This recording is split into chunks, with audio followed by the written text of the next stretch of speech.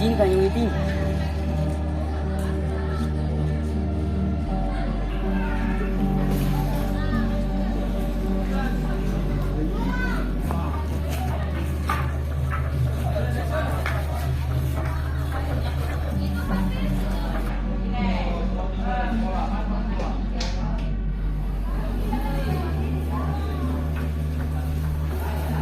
Woi, mahal terus.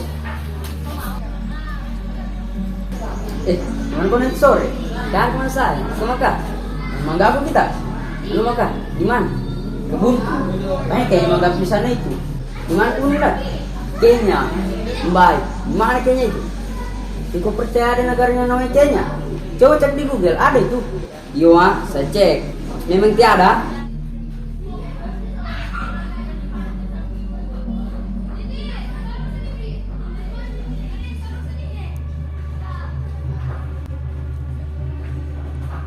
Iwi, ada betul pale. Sekira tadi kayaknya ini nama penyakit yang kalau kita habis makan itu namanya kenyang saudara. Serius ini, di mana kemundan? Dekat saja, tidak jauh. Ya maka, nanti sore lagi berkawan. Sip.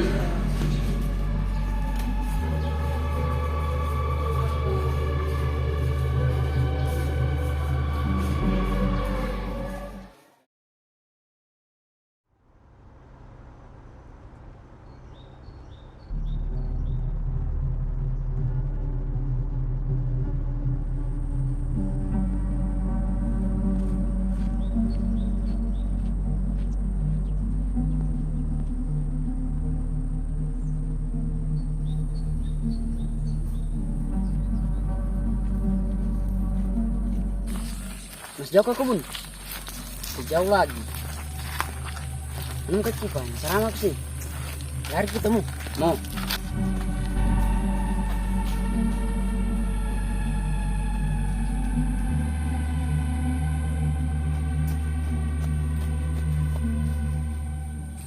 Ini kebunmu kah? Iya, so ini kebunku. Bukan kebunku sebenarnya, ini kebun papaku. Tapi telah lagi diuntupin. Berapa jarang dari rumahmu ke kebun ini kah? Apakah jauh sekali serasa? Kira-kira 2 meter. Ai, napare koi. Berapa dan? 2 senti. Oh iya pantas jauh. Ada juga orang baru kebun ini kah? Macam nama betul kebun ini. Tidak ada lagi tahu urus kebun ini. Pas so jarang papaku naik ke kebun ini pas dia sakit. Semoga tak ada ular le. Biasa sama ular. Kalau ular aman, yang tidak aman itu puenya. Puenya? Iyo, makanya papaku bilang kalau masuk ke kebun ini bawa teman, baru batabe. Jangan juga lupa ambil tanahnya, gosok di kepalamu. Njapa pore itu. Mana maka mas kita? Di mana pon? Di maka saya bawa kau. Kita bagus tanah dulu saya. Anu ke cepet sebelah nanti.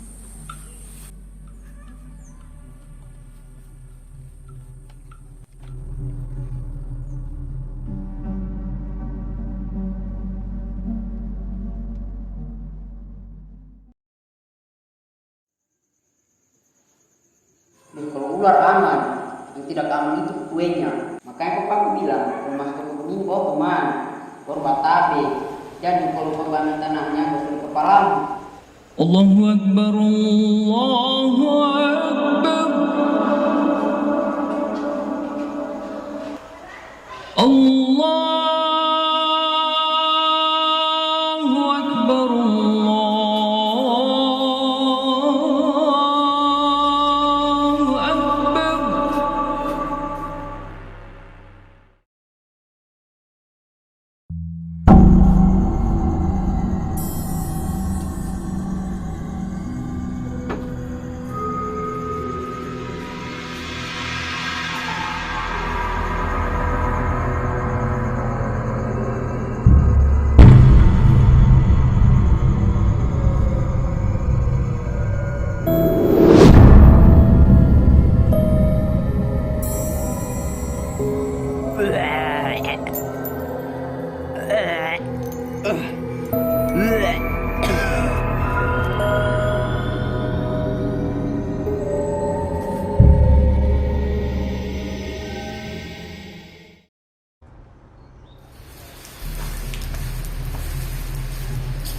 Abang banjir, sayangku.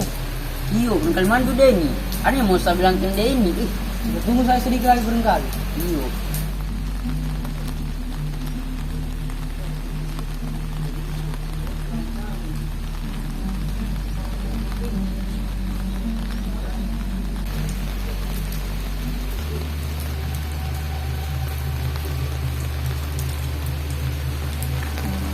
Sudah baik.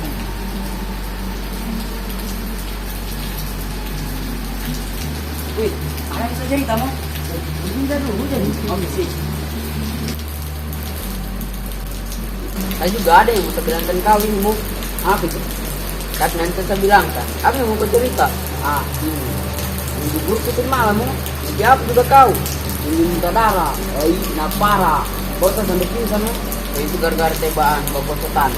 Baik. Apa hubungannya dengan gugur? Itu ini nanti kan Tuhan yang bisa puaka. Gang penghuni kebun sudah kau itu. Sudah, coba nanti cari saja wali dan dia paham yang begitu. Baru tanya, apa penyebabnya? Sekalian tanya juga. Cepat tahu ada obatnya. Jangan bekas takut-takut orang begitu. Namanya dia sebagai teman ini harus solid. Betul. Ini yang saya sukakan Kumyu ini. Siapa sebenarnya Kumyu ini? Hai, belum kau tahu dia ini? Dia ini temanku. Namanya Junoichi Kanzo. Nama panggilan itu? Bukan le, cuma nama FB saja itu.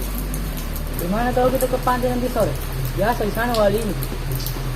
Rumah kak? Nanti sore? Dan nongkrong lebih di sana. Oke.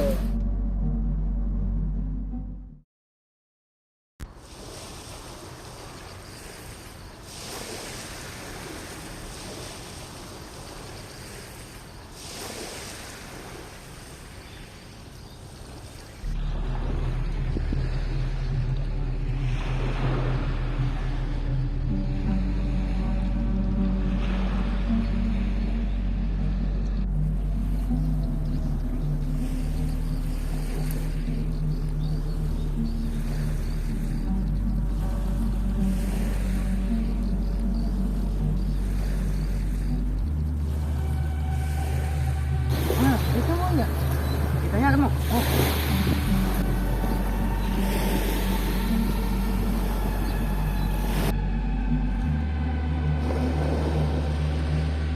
Assalamualaikum. Waalaikumsalam warahmatullahi.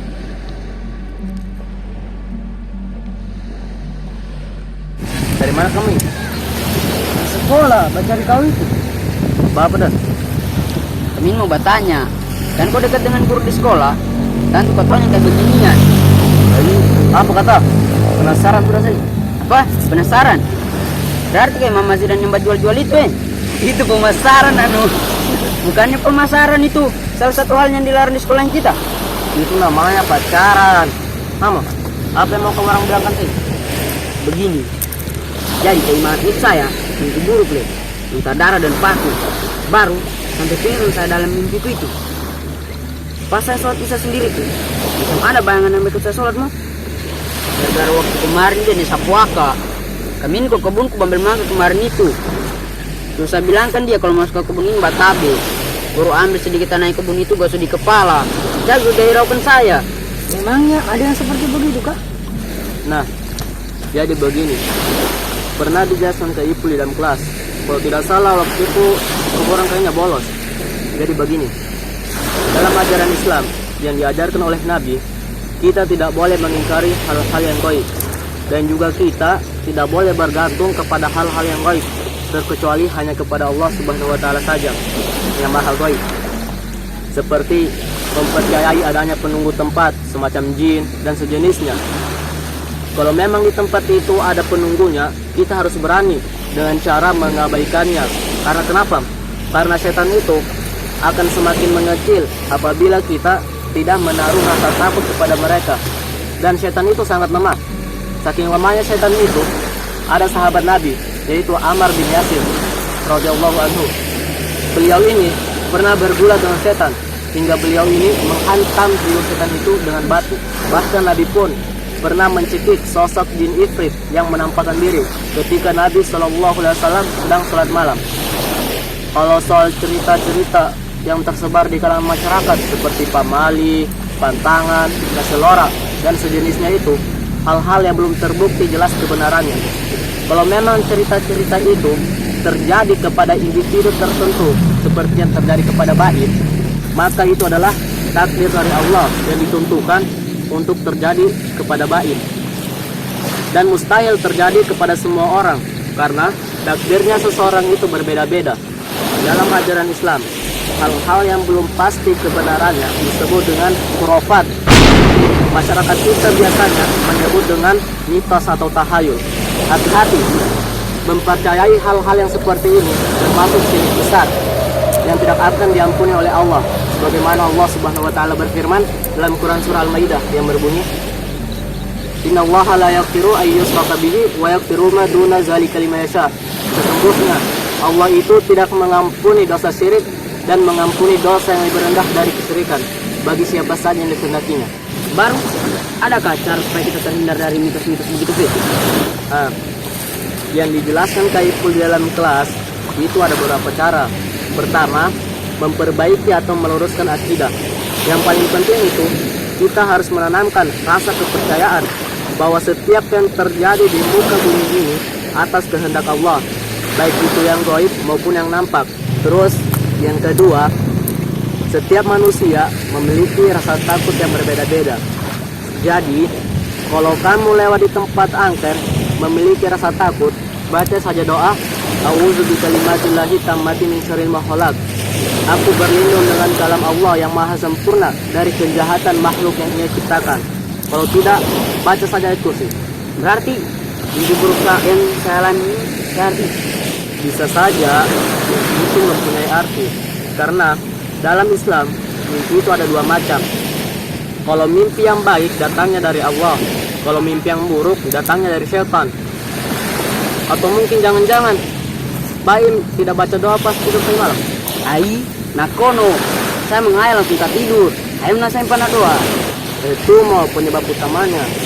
Berarti kesimpulannya ini, hal-hal yang gaib terjadi kepada Baim mungkin karena Baim ini kelelahan hingga ia berhalusinasi, kemudian terbawa dalam mimpinya. Makanya kuatkan iman, rajin sholat, jangan berpikir hal-hal yang tidak perlu. Kita ini masih muda, pikirlah hal-hal yang positif. Terus jangan terlalu banyak menghayal. Kalau menghayal punya banyak uang tidak kenapa, tapi jangan lupa bayar juga utang. Ngomong-ngomong, kalau soal utang, ada utang dengan saya 5.000 tadi. Undi lagi utang itu. Bayar memang itu. Iya, nanti di sekolah. Semua maghrib ini. Pulang kita mah.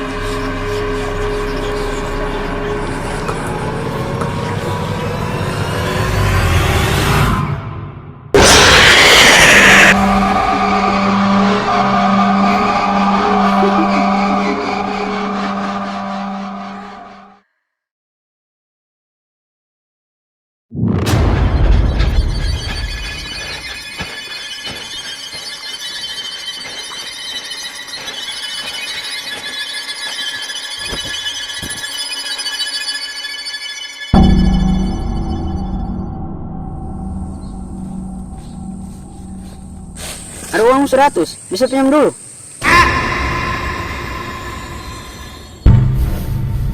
Ih, seram-seramnya soal kuntilanak. Ternyata lebih seram lagi teman kalau pinjam uang.